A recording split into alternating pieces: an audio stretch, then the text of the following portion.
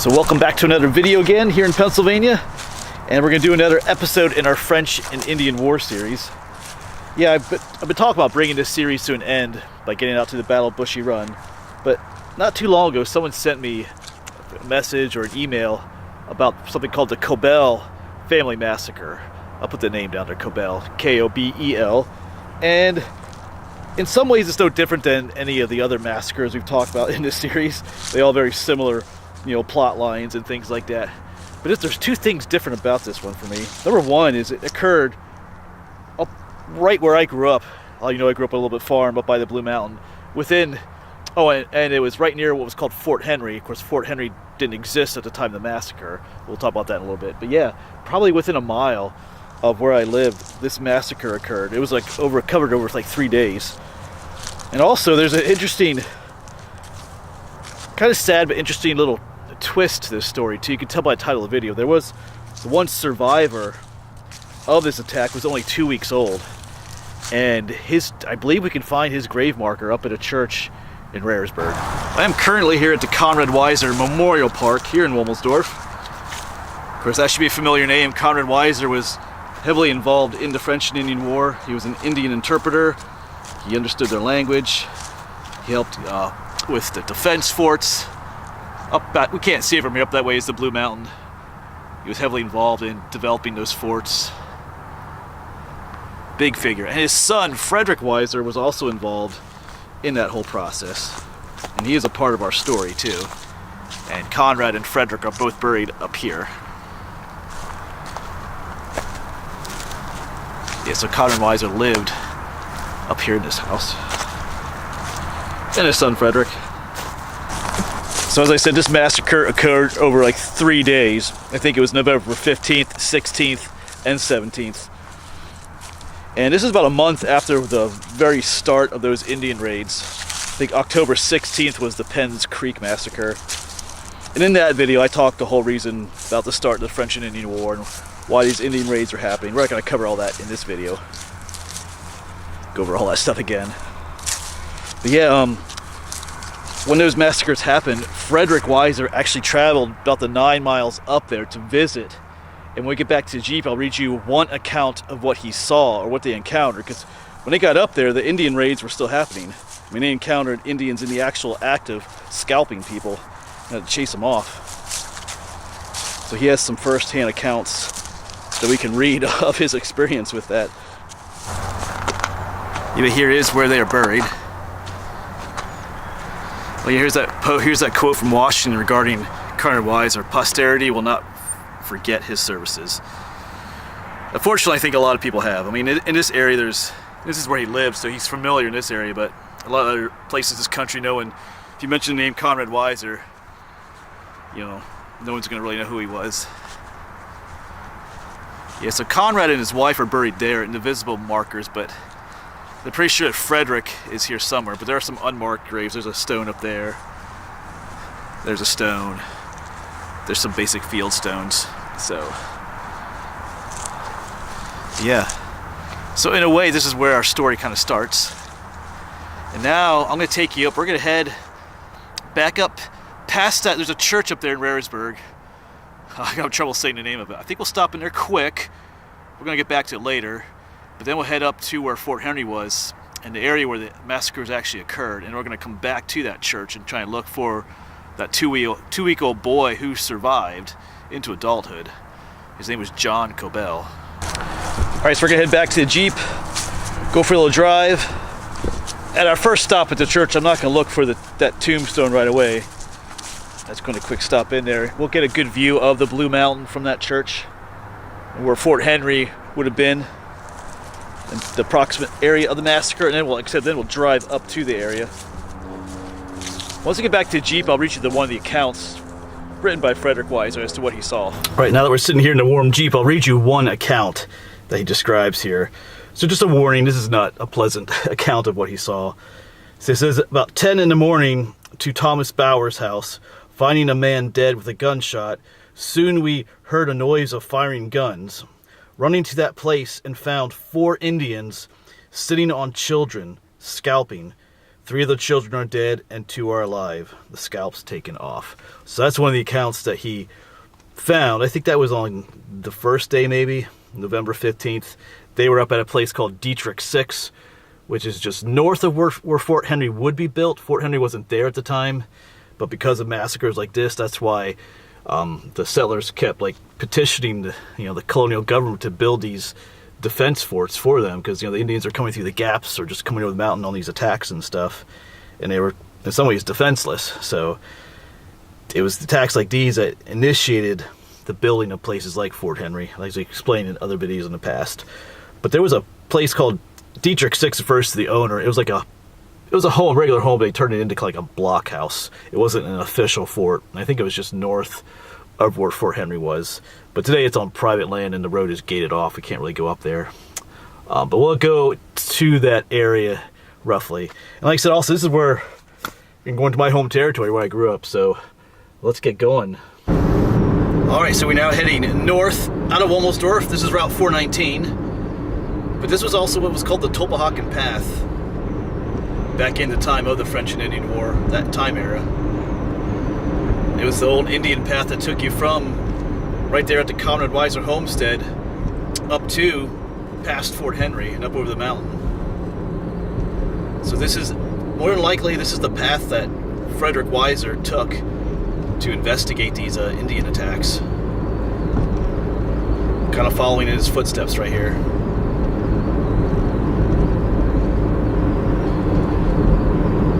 Behind his big tractor trailer. Alright, he didn't have to deal with those back in the day, but... Alright, still making our way north on the old Topahawken Path. I think when we get over this hill, we should get a clearer view of the Blue Mountain up ahead.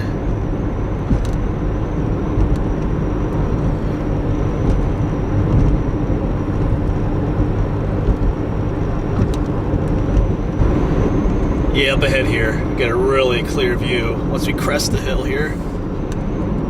Yep, there's the Blue Mountain.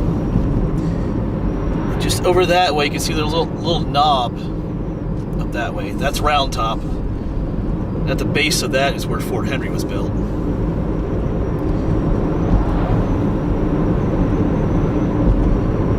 And where these massacres occurred in that vicinity, probably just a little bit down from it too.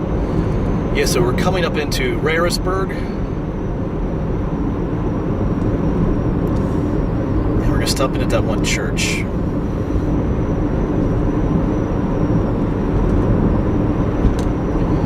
Village of Rarisburg. Not a big place. There are 2 old churches here, though.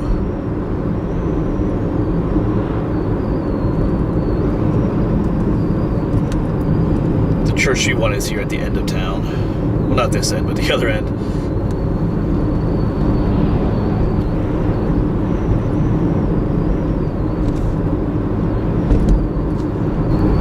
You should be able to see the steeple of the church up ahead there.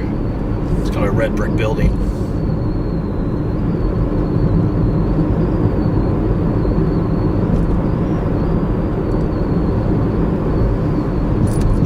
Yeah, right dead ahead there.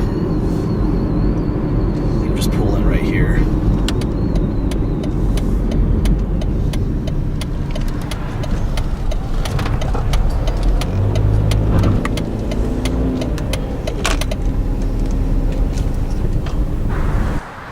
Yeah, so somewhere here in the old cemetery is where our survivor of that one massacre, of the massacre, occurred. There's a story to tell about that. Oh, I forgot to show you the name of the church. I'll do that on the way out. I see a number of Revolutionary War soldiers. Years ago I explored this cemetery. I think it was when in college. There are some Zellers buried in here.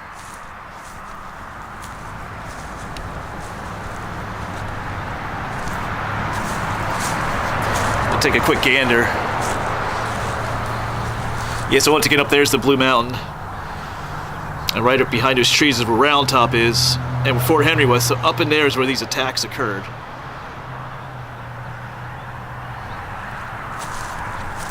So the father of this family, his name was Henry Kobel. I believe the mom's name was Maria. they did not survive the attack. But interestingly enough, the mother's death, in a way, is what caused Jacob, the two-week-old baby, to survive. There were two other older brothers, too, that I believe survived. I'm not sure where they're buried, but Jacob, according to the records, is buried here in this cemetery. Once we get back to the Jeep, I'll tell you that story, and then we'll head up to where the massacres actually occurred, or roughly. I don't know exactly.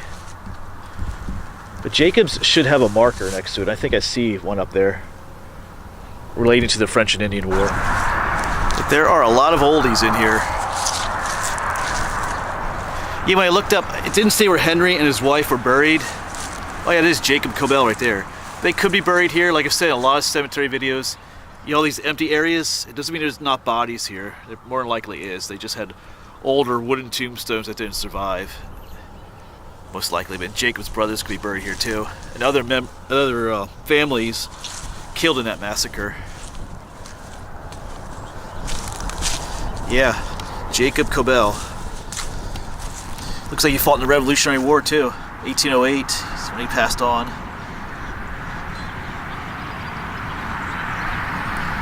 Cool. So yeah, there's this little marker. I feel like they should have some information here about him surviving that attack, though. His flag is pretty messed up.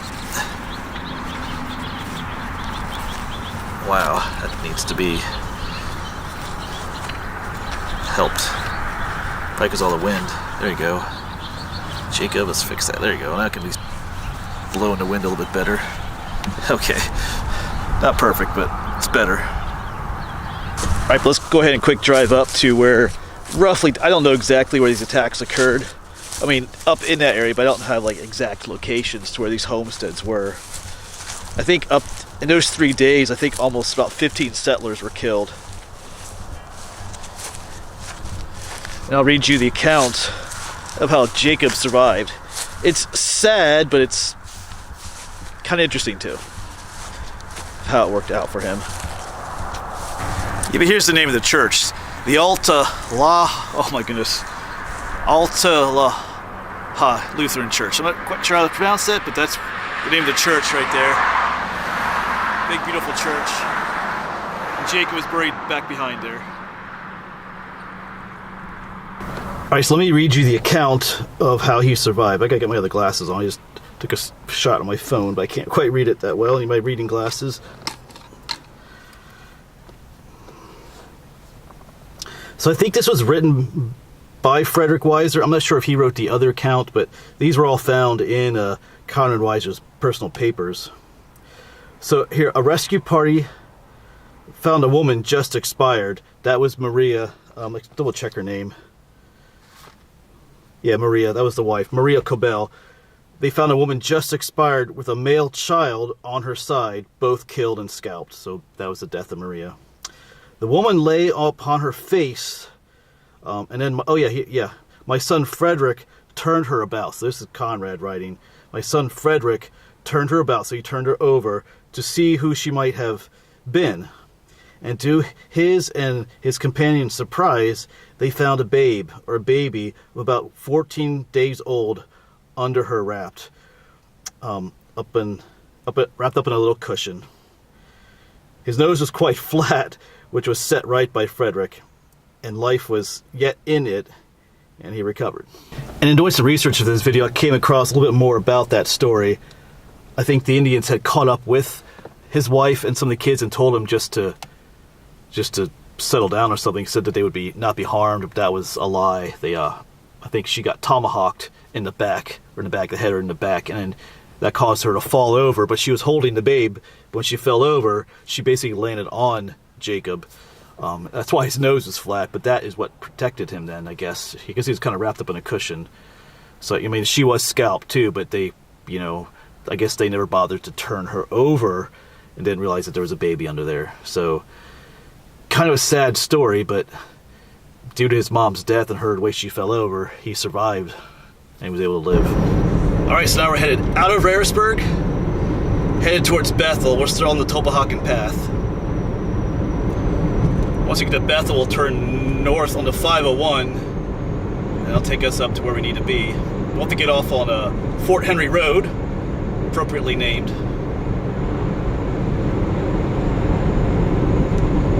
Like I said, we'll be in that area where I grew up then. Once again, you can see the mountain off in the distance there, the Blue Mountain, and maybe the knob out there that's Round Top. Should probably pay attention to where I'm going. Oh yeah, my grandmother's buried over in that church over there. I think we visited her in one of my videos, one of my family history videos.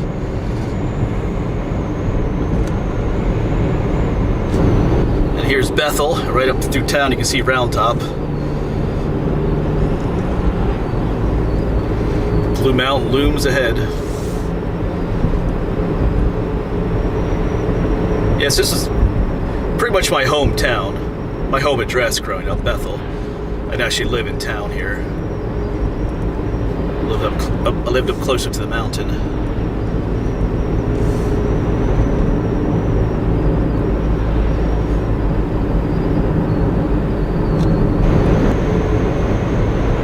Yes, you can see the mountain up there once again. We're getting closer. So we're in the area now where any number of these massacres could occur. Like I said, during those 3 days, about 15 settlers were killed. So, you know, their homesteads are probably spread out through this area here. We're still on the Tolbahakan path.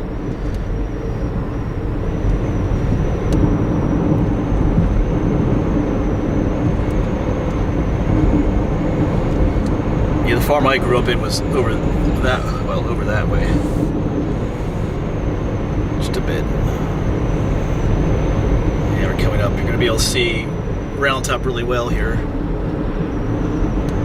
Off this side, we've climbed up there a number. Whoops, I better pay attention to the road. We've climbed up there a number of times. There's a trail up there called the 500 Steps. We're going to turn off to the right here. 501 goes. I mean, not to the right. We're going to the left. That's 501. That's the Tolbahakan. No, hold on a second. This is the Tolbahakan Trail. I'm getting all confused here. This was the Tolbahakan path, the original route over the mountain. That new route is the modern 501. But you can see the mountain up there.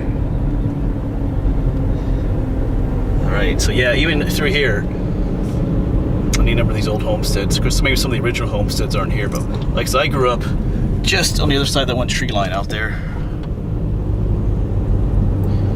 Actually, if you take that road, that truck came out, that's a Swope Road. That would take you back to where I lived. But Fort Henry is up this way. Like I said, this was the Tolbahakan path, but later it was also referred to as the Old Shamokin Road, because it took you up to what was, well, today it's called Sunbury, but it used to be the original Shamokin, big Indian village.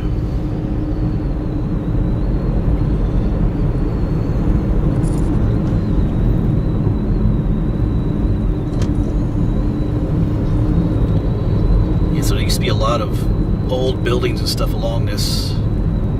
That looks old though.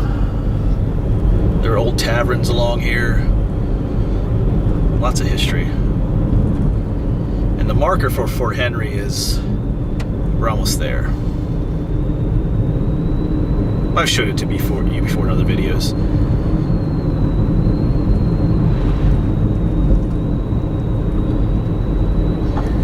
Of course, Fort Henry wasn't here, remember, when the attacks occurred, but it was built here as a result of these attacks and others in the area along the mountain there. Did I just pass it? I think I just did. Anyway, well, we gotta come back this way. But let's keep going. It goes by that one building up there. I can only go so far up here. But up this way is where that house, remember I talked about Dietrich 6, that block house, that would have been up this way, closer to the base of the mountain. I'm not sure exactly where, but there's a gate up here. Well, not just yet. Let's keep going. There's a gate eventually. But this is still a Tolbahakan path, and you know, we're coming down where those Indian attackers probably would come down this way, or at least one of the ways. That knob round top is just off to our right. I usually thought this was gated off here, but it's not. That's interesting. Well, I thought there's always a gate here. Let's just keep going. Maybe the gate's up further.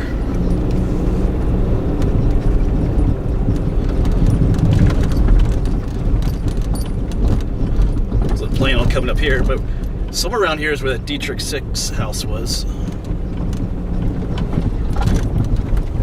Yeah, here's signs all about no trespassing, so I think I'm gonna turn around right here. I think that's a good. Yeah, but history happened here. Perhaps coming right down this road. Of course, the Indians over there is Round Top. There was kind of a easier way to get up and over the mountain through that way. It's not exactly a gap in the mountain, but I think that's where a number of the Indians came through. They also readily taken this old Indian path, which is now, you know, dirt road now. So yeah, so up somewhere in this area was where that blockhouse Dietrich 6 lived, in that blockhouse, and where some of the settlers were taking refuge. So that one initial massacre I told you about, which I think occurred on day 1, it was like November 15th, 1755, occurred around here somewhere. So like I said, Frederick Weiser and others would have come up this way, and that's somewhere around here is where they witnessed that first massacre. Of course, the Indians continued further down into the valley down there on this several other days. And on the second day is when the Kobel family was massacred. So I'm not sure exactly, like I say, where all those massacres occurred, but it was in this area here, or a little bit further off too. All right, so let's go back and get to that marker where Fort Henry is. I know I drove right past it. All right, well, let's head back down. Yeah, when I was, you know, in high school, junior high, me and, you know, some local friends, we would ride our bikes up this old road. I have a lot of personal memories from this area too.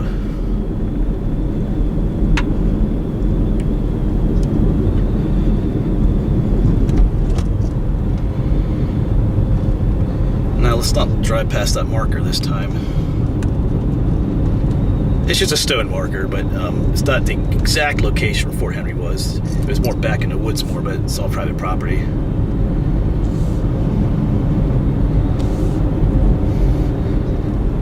Yeah, so it's right. I think it's up by this building up here.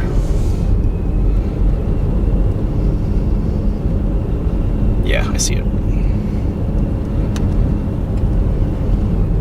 think I'll just quick stop here. Not a busy road. Right there's the marker for it. 1756. Let me zoom in a little bit. Fort Henry. Mentions that it was several hundred yards north of this stone, made during the French and Indian War. So, somewhere out that way. There's like a neat old road going up that way, but it's all private property. It'd be cool to get permission sometime to go up there and look for it, go up with a metal detector or something, but I don't think that's going to happen. I think the owner is pretty protective about this land. But yeah, so somewhere up in there was Fort Henry. And I think, like I said, Dietrich 6, sometimes they call Fort Dietrich 6, was up that way more somewhere. And this is where the Indians would have come down from the mountain, attacked any settlers down this way, and would have continued their way on down on that way too. All right, so I'm gonna make my way back to that church, and we're gonna stop by his grave one more time and I'll have some final things to say. Take some pictures there too. I didn't take any pictures of my first visit there. That's where I was playing on ending this video anyway, so I will catch up with you again there. Yeah, out that way was the old homestead. I've often wondered though, so that, where I grew up that far, that dated back to 1748, I believe it was. So it was around during the French and Indian War. I often wondered if any of the people that lived on that old farm suffered because of these massacres. It's just something I've often wondered. They were Bayshores, that was their last name. But I never really came across any Bayshores in those massacre stories, so they must have survived. I wonder if they ever took refuge, you know, at Fort Henry or that blockhouse at Dietrich 6. It's kind of curious. Oh, the try and look into that sometime, but I never really did find anything. All right, so we're back in the cemetery. I forgot to mention too that of the family, you know, Henry and his wife Maria were killed, and 3 of their 8 children were killed. But there were 3 sons that survived.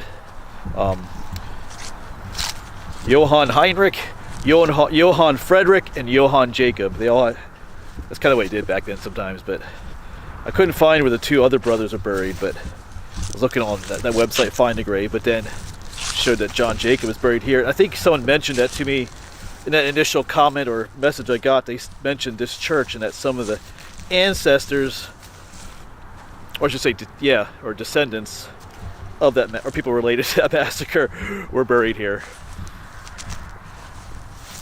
But I thought they would be people from later, but it turns out that one of the survivors is actually here, so I thought that was cool.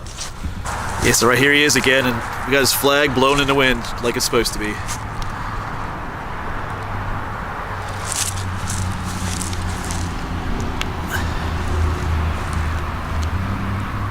You know, as I sit here, I had to wonder, you know, the account said that he was wrapped up in like a cushion. You know, did the mom foresee what was going to happen? Like I said, the Indians had already kind of captured him, or rounded him up and told him just to kind of relax, stop crying and stuff, that they'd be okay, but that was a lie. I wonder if the mom knew what was going to happen anyway, made sure that that little baby was wrapped up real good and hidden.